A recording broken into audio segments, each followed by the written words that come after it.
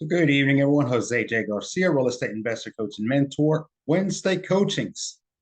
Quite a few people on here, TikTok, Instagram. I don't typically see y'all. Reason behind that is this is a members only coaching. Means you have the membership through us, the GMHU, and you can join these calls. We're not doing that tonight. We're going to be covering a pretty important topic. And one of those reasons is because a new introduction to additional exit strategies. But the reason I wanted to open this floor and welcome everybody is so we can have more people on here. I want more people to listen into these type of coaching calls. So we are shifting a few of the coaching calls we have now from Sunday, Wednesday, Tuesdays to we may be adding an extra day. So a lot of things are happening. If y'all follow our social media, you see we're also having a lot more live events, which we call the Level Up. Level Up is where we go out in person, 3 days I call, and we get to network, grow, build relationships, business relationships, and also coach people over there. So similar to, we're always expanding, we're always trying to add value anywhere we can. But I wanted to open the floors tonight, let everybody into the call.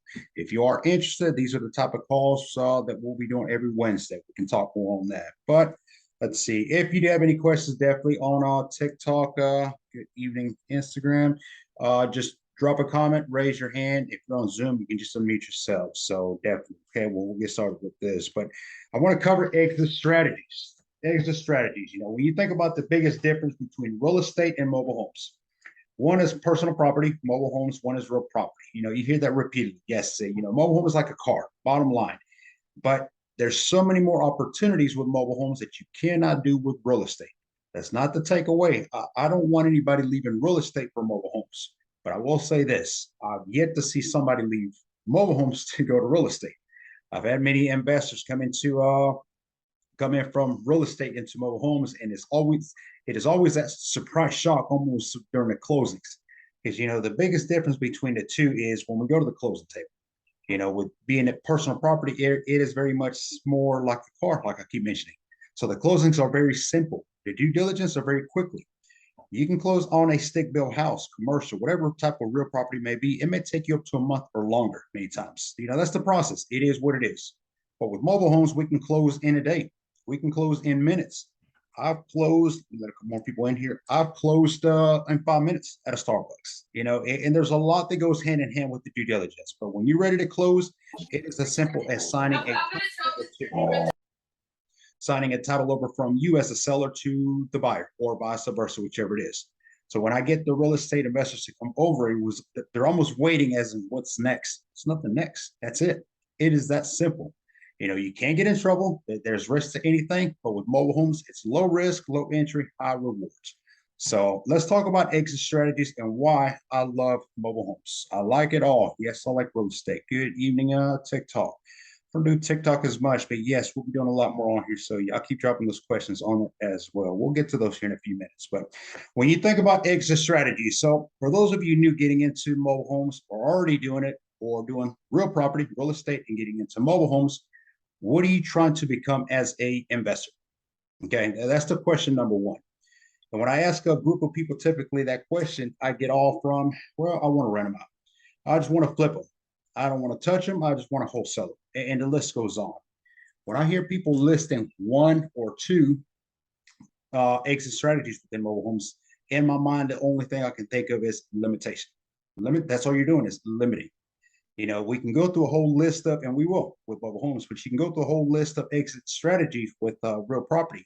And my question is, why not all the above? Why are you stuck to just one way or another way? Because here's the problem that a lot of investors make is they get into this idea of all I want to do is wholesale. I just want to flip it. But what if the market doesn't allow for certain exit strategies? Maybe you want to be a landlord, but you forgot to check the market numbers. If you follow my social media, you know where I'm going with that. And then you realize that the market does not allow for it. So here's what happens. Every exit strategy in real estate works in mobile homes and then some. We have a lot more, and I'm going to list them for you all, okay? But not every exit strategy works in every market. So that's the beginning factor where you need to become as an investor.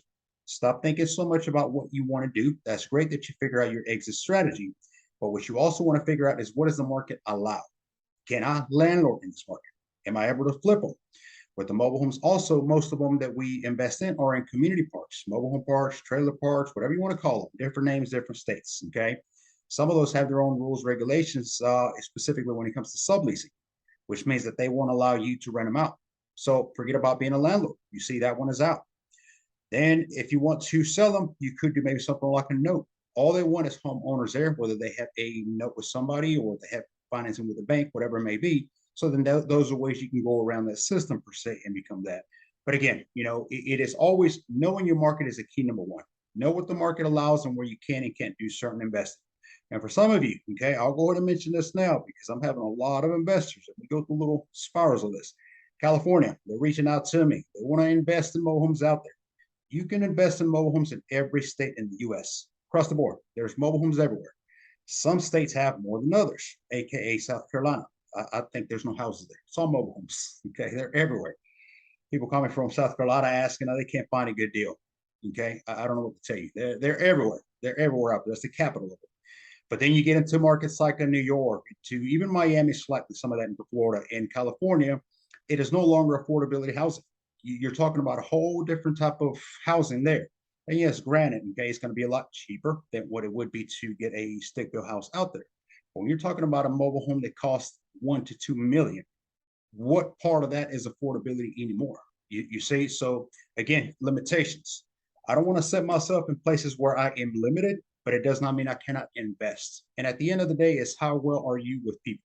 How good can you negotiate? How good are you branding, marketing, and advertising? Getting your deals. Okay, these are lists of things that you have to be good at.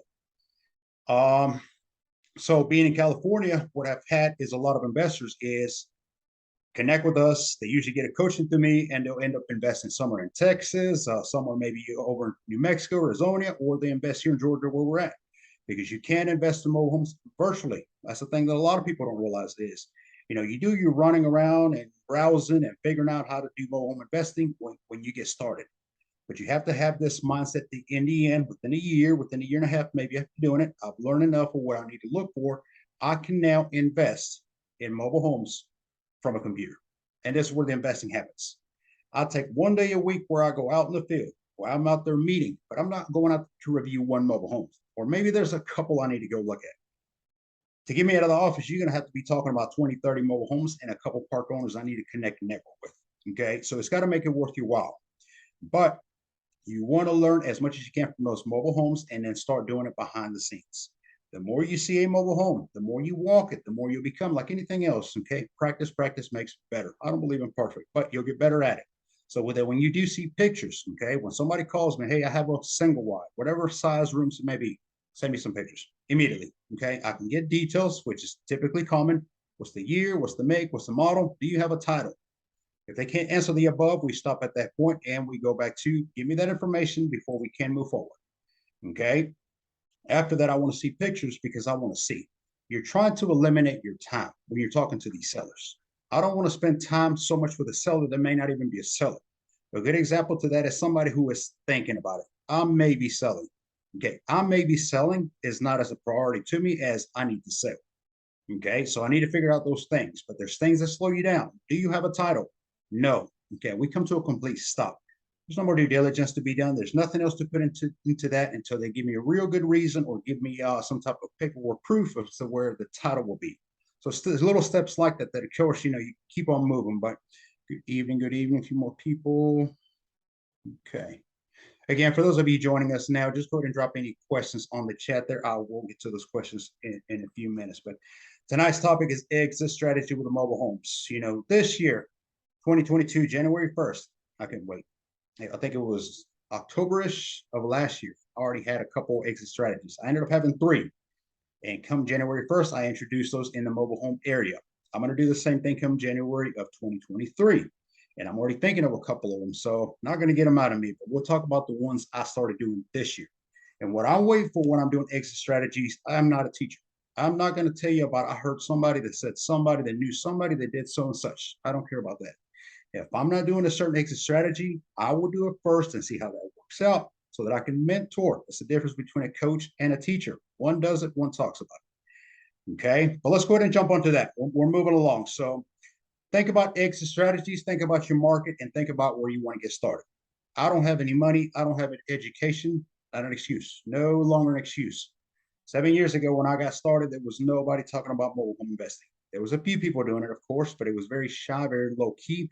Today, it is not the case. You got all kinds of kings, queens, and all kinds of everybody does it. Okay, that's phenomenal. But what happens is that now there's a lot more options also to sellers. Whereas once upon a time, a seller would call me and I would get to it. Literally, I couldn't get to it immediately. I would come back a month, 2 months later, they were still selling. That's not the case anymore. They got options to sell. So you really have to pick your niche and figure out how you need to get into it. Let's see. All right, awesome, awesome. But all right, so you figure out your market, you know where you want to get started. If you are in an area like California, New York, it is okay to venture into the next state. But I always say, look, if you're going to be investing in mobile homes, especially as a landlord, maybe buying them and holding them to rent them out, whatever you're doing, think about it. If I had to drive to it every day, could I? Would I? If it's 3 hours away, that may be a question mark. If it's 2 states away, I hope you got good flight tickets that you can go back and forth. The reason behind that is, remember, you'll be able to learn how to do it virtually. But getting started, there's a lot of moving little parts that you have to know about. So that's the things that you have to factor in it. So maybe getting started, it could be bird dogging. Okay, you hear that these terms are from real estate. We use them as well in mobile homes. Somebody that simply connects you to a mobile home seller. Maybe they connect you to another investor who's selling. Maybe they connect you to a buyer. Those are services that you can provide. Takes no money. All you're doing is inputting your time. And when you're putting your time in, it could be easy to connect with somebody who is a few levels ahead of you and kind of take you under their wing, if you will. Always offer value. I'm going to point that quickly.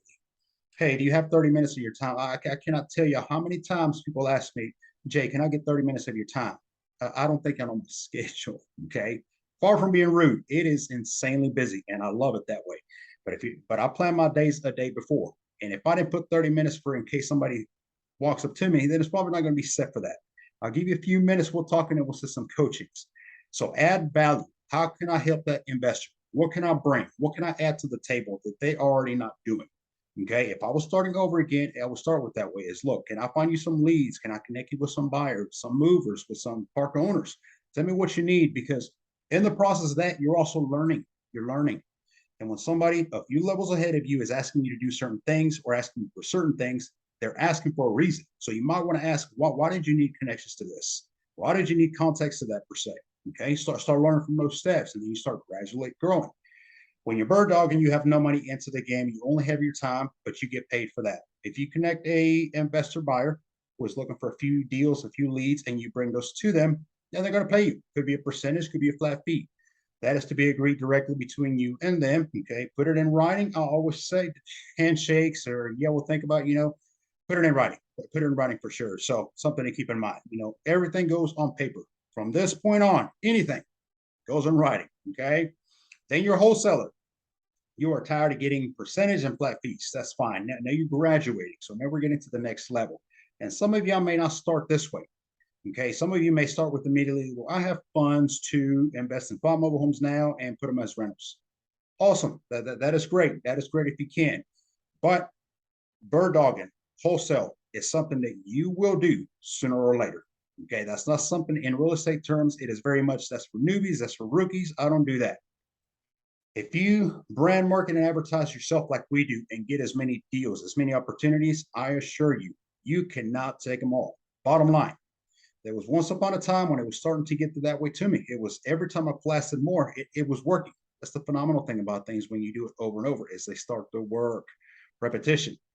And I was telling people, I cannot take you home at this time. Yes, I'm not looking to buy at this time. I was blessed to bring leads in, but when people would call me, I would turn them away. And the reason was I didn't have the team power. I didn't have enough contractors. I didn't have really the stamina to keep going at that pace. So I would tell them, I'll reach out to you later. I was turning sellers away, good deals. And that's because I started as a wholesaler. I didn't care to wholesale for many reasons. One's the documents. I used to hate documents. You better get used to those. And then I realized I am turning people away. These people are bringing me homes to buy or to sell to me, whichever it was, and I'm turning them away. So that's where wholesale had to come in the mix. If you follow our Let's Do Deals every Tuesday at 7 p.m. EST time where we pitch deals, all those deals are deals that are coming to us. That is how massive the sheet is, and that is a tenth of what we have. We cannot take every mobile home and rehab. On average, I've had 9 crews one time. It was a babysitting job. Well, I'll put it that way. It was a babysitting job to 9 crews going at one time. That's 9 different mobile homes being rehab, plus the rentals, plus the wholesale, plus the flips, plus the movings. It gets overwhelming. That's okay. You got to get yourself a team. But the wholesaling you will do sooner or later, because the more you brand and market, people are going to bring you mobile homes. And maybe it's not something for you. It could be a mobile home that is not a home run. Every deal, every investment is different. No one is the same. But if you get something that's even within good numbers, is it possible, instead of turning it away, why don't I reach out to that other investor who is looking for a deal? Let me create the win-win-win situation. The seller, if I do so, the seller is going to get the sale, the buyer is going to get a home, and I'm going to get paid. Make it a win-win-win. Don't shoot homes away anymore. And definitely don't look down upon wholesaling. But that's what wholesaling is. You own nothing. You come out of pocket for nothing. Okay, no capital. And you simply control all the above. So in a sense, you're almost in a more power than the owner, because you put it on the contract under agreement that they have to abide by. We coach you step by step how to do the above, by the way. But you put that on the wholesale and you find yourself a buyer, and you give rights to the agreement, and you make a profit in between whatever it is that you mark up the property. You get it for maybe 3,000, and you can turn around and put that back into the market for 7,000, 8,000, whatever it allows. The one thing I'll say about wholesaling, and I'm seeing this repeatedly, I talked to 2 today, greedy. You cannot get over greedy. Some of y'all are passing up on buyers and are missing up on opportunities because you're too concentrated, focused on getting that excessive bump. Remember, if you are putting a mobile home for sale on a market and you're listing it for the same number as everybody else, what makes yours more attractive? What makes you think they're going to pick yours over everybody else? The way I've always done wholesale is get it at a markdown number. I mean, a crazy markdown number, and then mark it up where I'm still under market numbers. So if a single wide 3.2 16x80 can sell for 10,000, okay, I'm going to try to get that as low as I can so that I can mark it up to 8,000, 8,500. You see, you leave that little room, and now it's desirable. All the other 3.2 16x80s are going for 10,000, 11,000, and yours 8,500. Maybe take a little less, but there you go. That's how you start, and you keep doing that over and over. So don't get over greedy with that. Okay. All right. So good evening. Zoom here. TikTok, whichever. I got cameras everywhere. Awesome. All right. Any questions, y'all can keep dropping them. Let's keep moving. But we got quite a bit to cover, so I'm going to speed it up just a little bit. Y'all slow me down if you need to. So you do bird dog and you wholesale, you double wholesale. That's the typical 2, but that's where you actually buy a mobile home.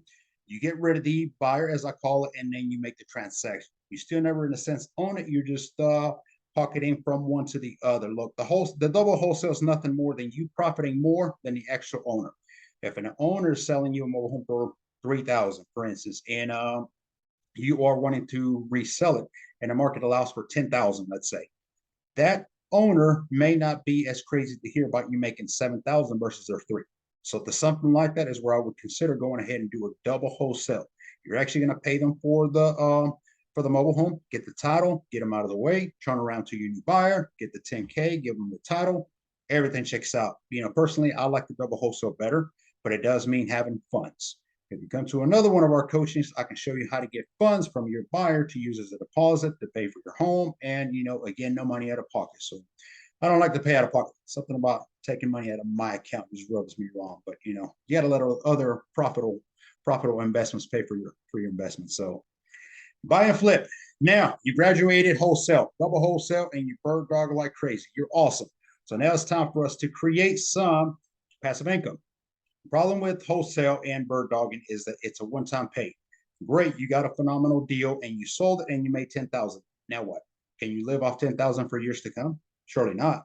So now you got to go hustle again to find another one, and hopefully you can redo it again. Maybe you can double it, or et cetera, et cetera.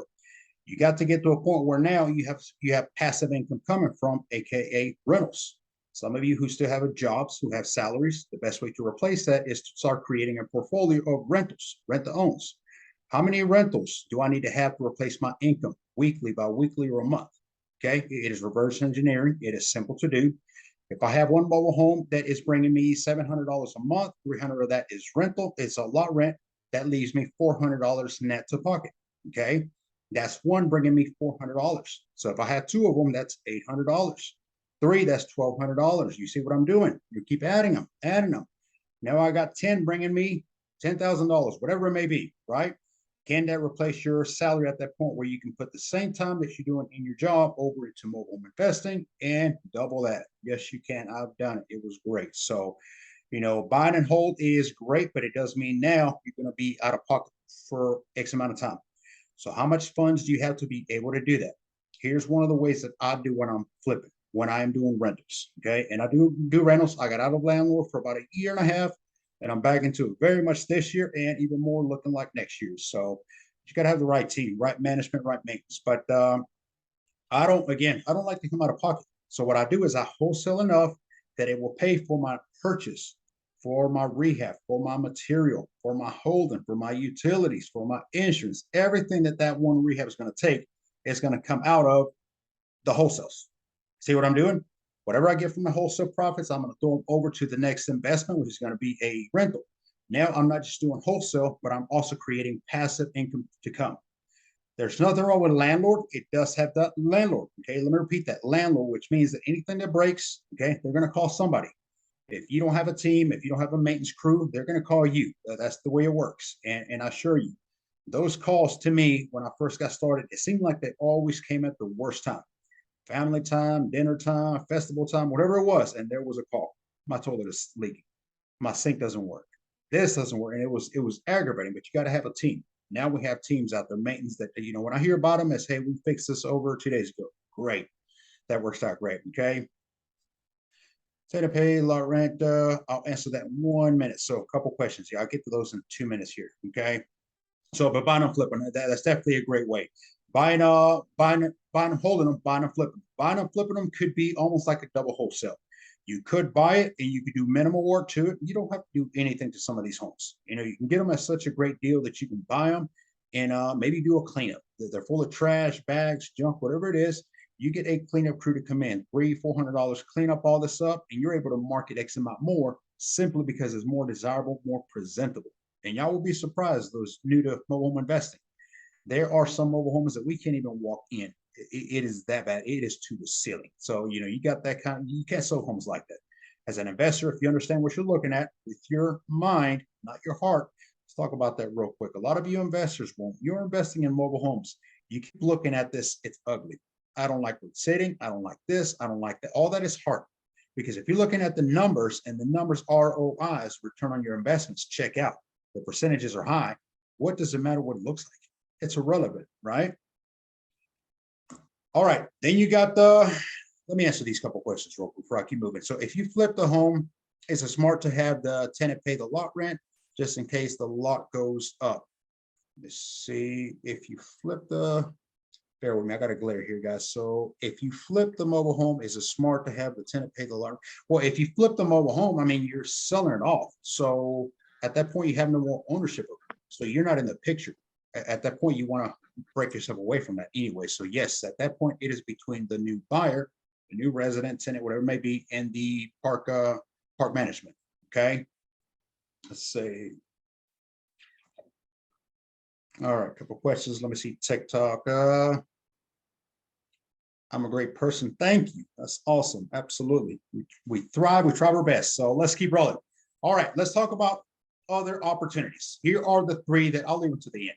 Okay, you got rentals. Okay, you got rentals you can do. You got rent to own, meaning you're giving the option to somebody. Do not forget that when we're investing in mobile homes, affordability housing, there is no traditional lending.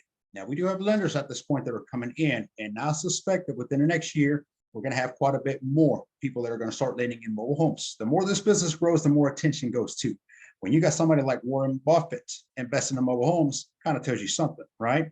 But regular banks, traditional lending, credit unions, they do not lend on mobile homes because quotations, there's not enough security.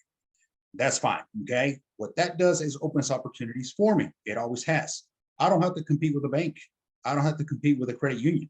What if I could take a mobile home and sell it for $20,000, easy numbers, and I am open to doing financing with a $5,000 down payment? I will finance the other $15,000 times X percentage of interest for the next 3 to 5 years. They can just pay me monthly every month. When they pay me off, we hand them the title. Everybody wins. Those are opportunities that you can provide for people with low, poor, or no credit. Okay, there's thorough due diligence that we do on backgrounds, everybody for sure. Okay, you don't just want to obviously offer the same financing to everybody. There is qualifications too, but those are opportunities that nobody else is offering. That is a win-win to you. You're also able to market up even more the property because now you're playing the bank, and that's just one of them. You can sell with option two. That's another option there. You can create a note.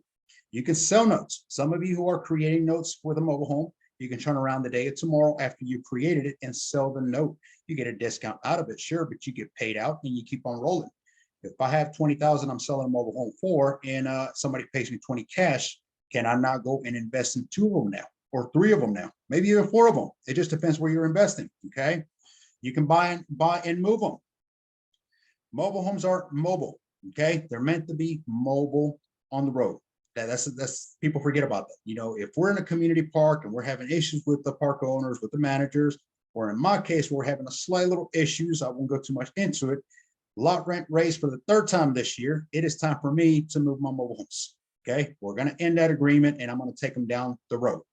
Okay, well, I got many park owners that we can do business with, and that's what happens when you're able to move the mobile home. So think about that as well. Moving from one park to the other, moving to a piece of land. Okay, buy and sell it to a park owner. A lot of you are wondering, how can I add value? What type of investments can I get in?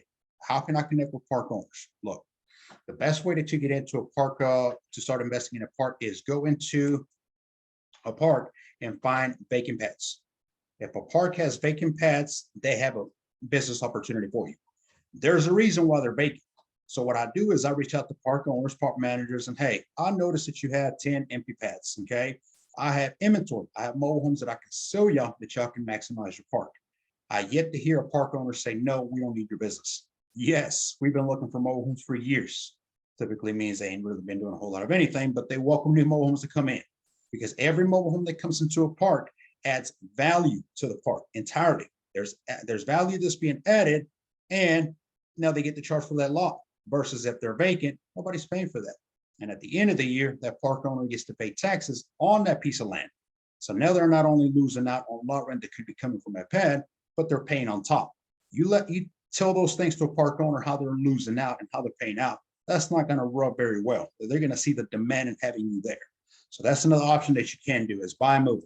Create packages. Okay, how do you convert mobile homes into real property?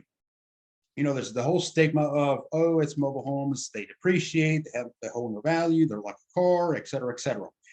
Well, did you know that you can take a mobile home, single or double wide, put it on a piece of land, piece of property, real estate?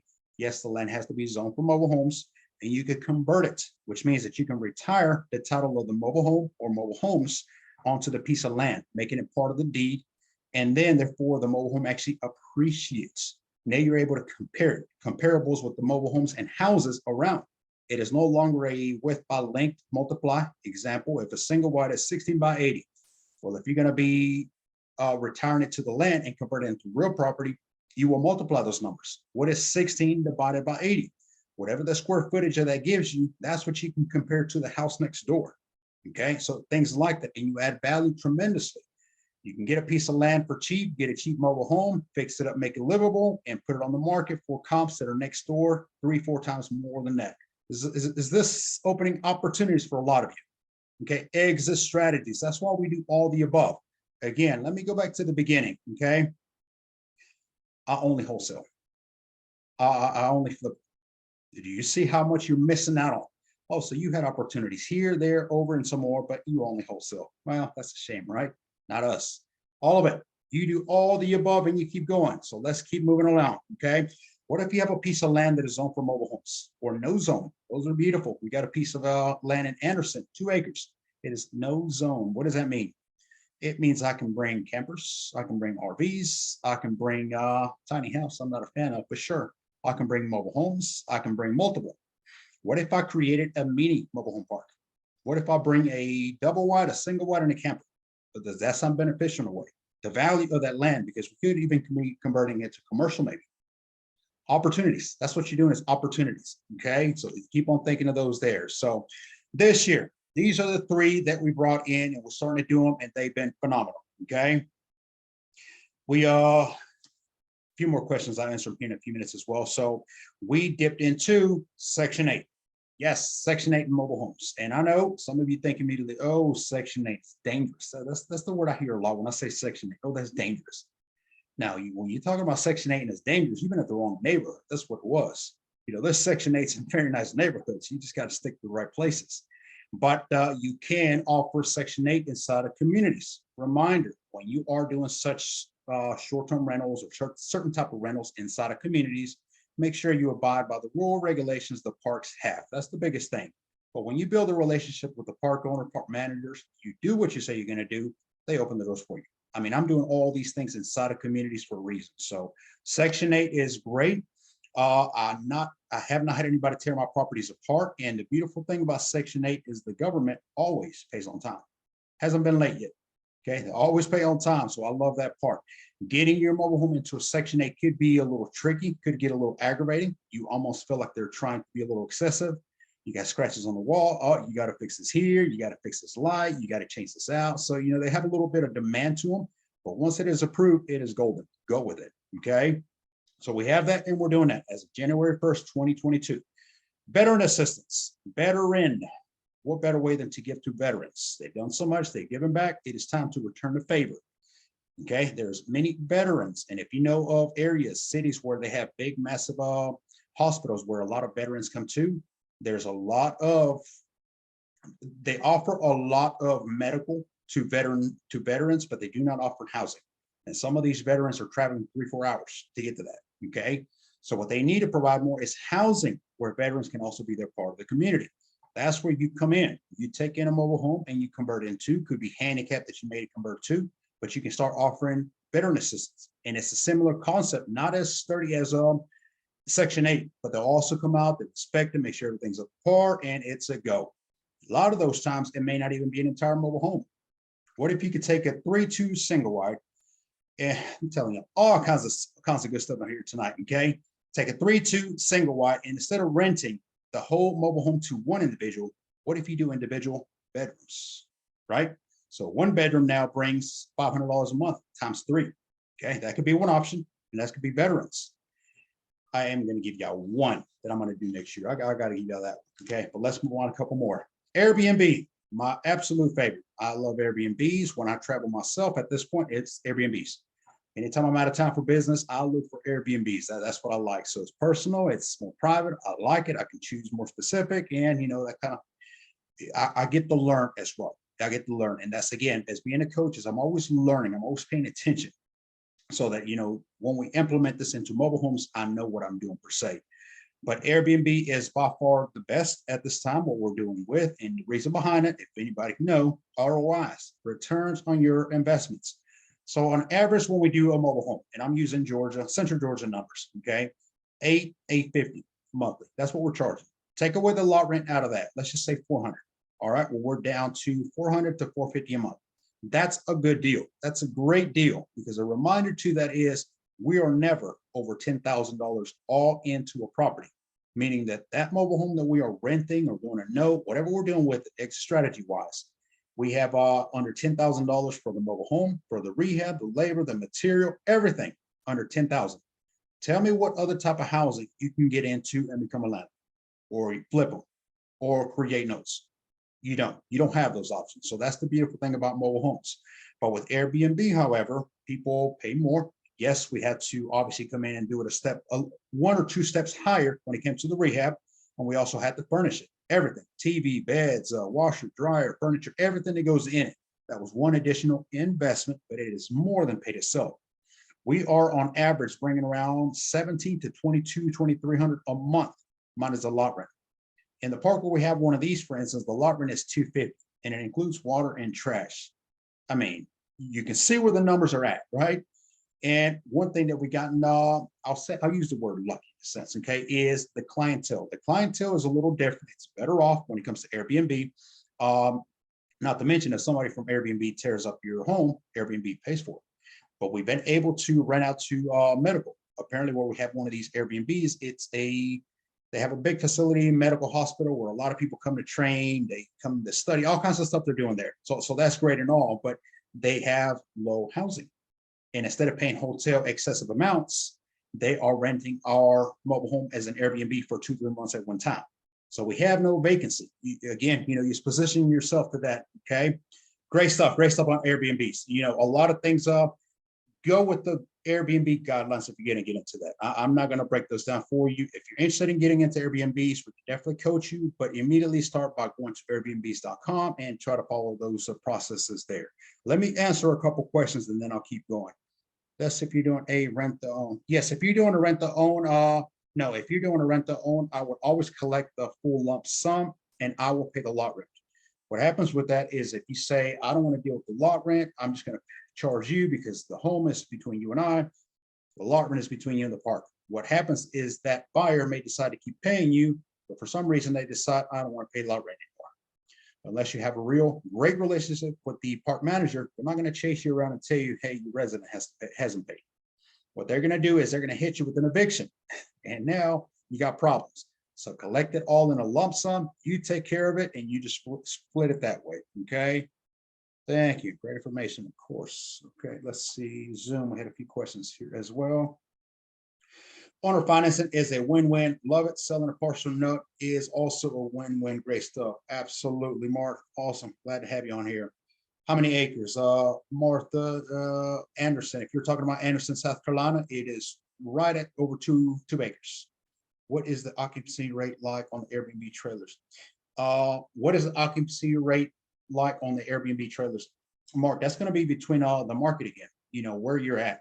If you have a camper or a mobile home down here by the beach, I can assure you, you may never have any type of vacancy. It is going to be steady busy. If you have it out in the woods somewhere, unless somebody really likes the mountains or back in the woods, whatever they like, you may be a little short on that. So just kind of look. But, you can go to Airbnb and they have a system where they can show you. They can show you what the numbers look like on a nightly base, based on a room, 2 rooms, 3 rooms. Just depends on how size of the mobile home is, along with whatever all you're offering, plus the rate on those areas. So, some areas are going to be busier than others. Okay. Information. Awesome. Thank you. All right. So I'm going to give y'all one that I'm working on now. I'm going to do it. I didn't do it last year. I'll do it this year. Okay. I got 2 other ones, but one of them that I'm going to do, it goes kind of hand in hand with the veteran assistance and slightly with the Section 8. As of January 1st, 2022, and it's going to start in Florida somewhere. I'm not sure, probably Tallahassee. Special elderly people housing. What is that? Okay. Just like veteran assistants who have to go out and spend 3 or 4 hours driving to a hospital that approves them. Okay. Then they have to drive back and they're hoping for housing nearby. They have that for elderly people as well. They do not want to be or cannot afford to be in an elderly housing. Okay. But you can't offer that in mobile homes. Create them as handicapped. And again, a lot of these people don't need 3 bedrooms, 4 bedrooms. They don't need none of that. If you can create that mobile home to be a 3-2 or a 3-3, mobile homes are very easy to take a wall down and build a bathroom. You can convert these into be very spacious and make them just set for whatever it is that you're trying to rent to. So elderly people housing, okay? We're going to come into that system and start offering that as well. It is always about one more exit strategy, one more, what can we do? The good thing about, and I say this respectfully, older people, they don't tear stuff up. They don't tear stuff up and they don't leave at night and they don't put paint, and I'll use that, depends on where you're landlording, but the elderly mobile home parks, 55 and above that we have, I've never been late with one of them, ever. It is usually actually early. I have one tenant who pays me on the 15th of the month. It is not due till the 30th, but every 15th, here comes her check. And that's great. Well, we take it, okay? And they don't tear anything. They don't complain. They're not loud. They're not beating up with anybody. It's all kind of keep to themselves, and it's a community. It is a slight limitation when you think of the above, because if you are going to invest in the 55 and above, keep in mind that when it's time to sell that mobile home or rent it out, you may not have to be 55 to invest in the community, like we've been able to, but the people, the residents will have to be at least 45 or 50 to be able to live in it. So, just slight limitation, but it's a great clientele, I love my 55 and above communities. I think they are awesome. So let's take some questions. All right, because I got a couple things to announce for you. If y'all think this is good, I hope y'all do. This is good stuff. Well, we got some events that are much, much better. Please repeat the last exit strategy. What is the last name? Sandra. Sandra. So there is no name to it. It's elderly people. We want to create housing for elderly people who need to travel to hospitals, to medicals, facilities to be able to provide housing nearby. That's what we're trying to do, is very much create a handicap type housing that they can live in. Some of them only need, from my understanding, 1 bedroom is all they want. They just want to live near the medical facility, wherever it may be. So that's what we're trying to get into. And it's Tallahassee what we're trying to. That's where they have a big hospital for that. So we're trying to convert into that. And y'all will hear a lot more on that come January. So we'll cover that.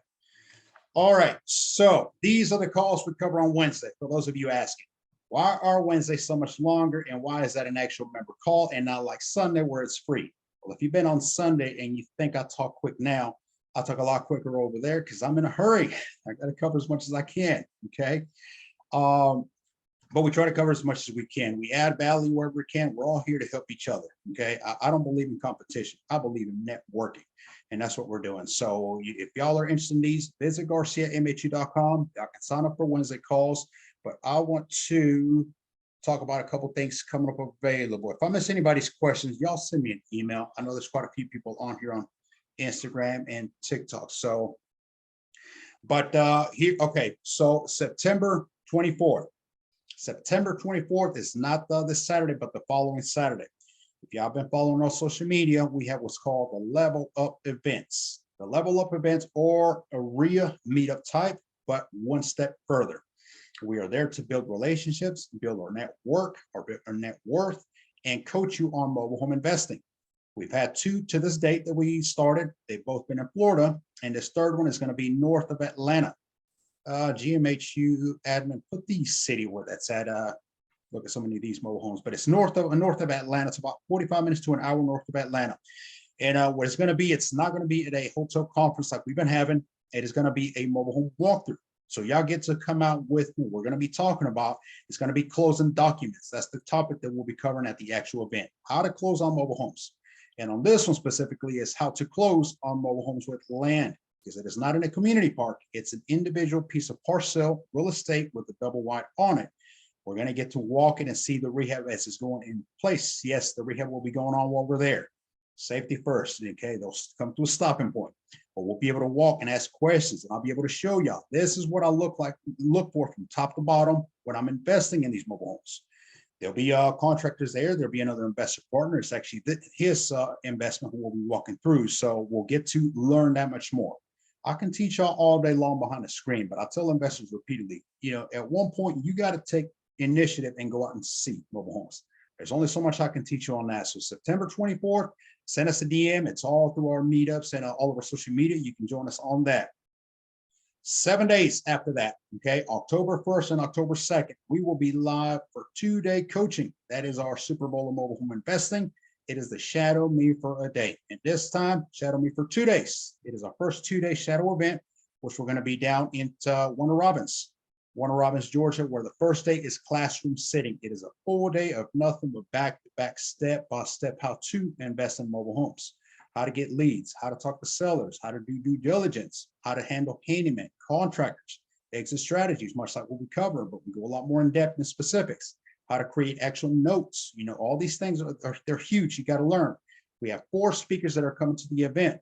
We got Mr. Cashflow. That's my new nickname for him, is Mr. Cashflow. He's going to tell you how to cash flow out of mobile homes like nobody else. We got another speaker who will be talking about the LLCs, corporations. Yes, any of y'all getting started into mobile home investing or already investing, you're going to need a legality side. I'm not a CPA or an attorney, okay, but we'll have him who can cover all the steps above. We will have my first mentor, my very first coach and mentor. He'll be there.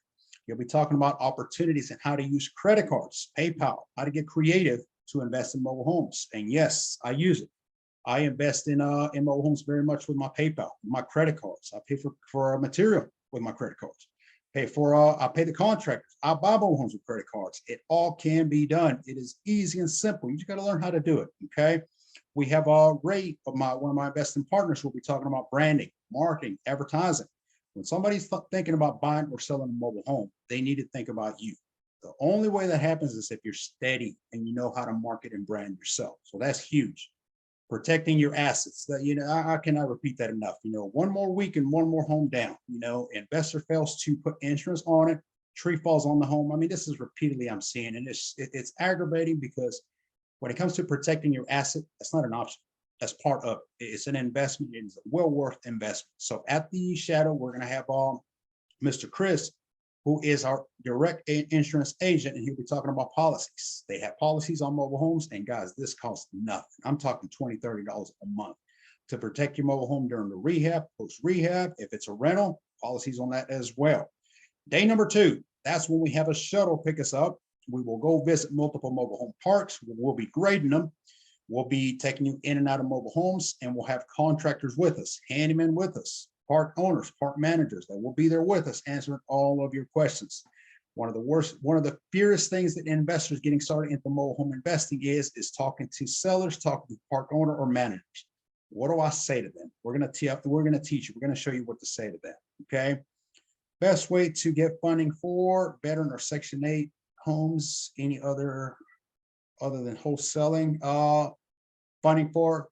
So that's a good question on that. And I didn't touch upon that. That's not what the call was on, but best way to get funding. Look, okay, there is no traditional lending for mobile homes, but when you're talking about having the right deal, I can assure you there is plenty of hard money lenders, private money lenders, and people willing to put their money to work. So send us an email, j@garciamhu.com, for whoever asked that question. I'll be happy to connect with you. All right. Hope y'all enjoy this here. Great call, right at an hour. Shocker, I was able to keep it to that. Connect with us. Definitely join us. How to find your spreadsheet. I don't know what we're talking about. The spreadsheet. Yes, we have the deal sheet, the inventory sheet. If y'all don't have that, send us an email, j@garciamhu.com. We'll send you our entire full inventory sheet. And that's a good question, by the way. For those of you asking, well, you mentioned all this awesome exit strategies, but where do I get my first deal? Send us a DM. We got you covered. We got deals everywhere. Okay. That does it for me. Thank you all for watching. We'll see y'all Saturday morning.